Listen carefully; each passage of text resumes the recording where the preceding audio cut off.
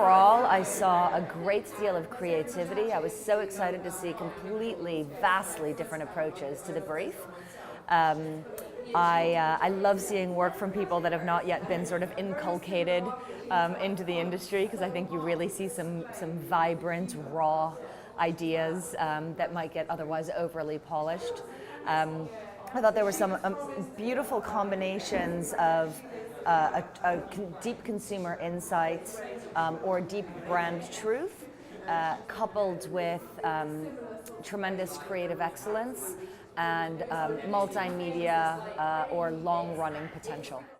For us, the ones that really stood out were the real gems of ingenuity, inventiveness and amazement that added both humour, craft and wisdom to their mix, and that looked at a different angle to the brief, that didn't take the traditional path, that really took an inventive and, I suppose, special way of thinking about the brief that made us all either smile or think, shit, I wish I'd done that. Seeing 100 people say exactly the same thing because they've gone through the brief like a maths equation and they've said this plus this plus this equals this you're right, it's on brief, but it's not that interesting because everyone's done it. We're looking for the genius which looks to the left and the right of the brief and pushes it and extends it and shrinks it down, reconfigures it.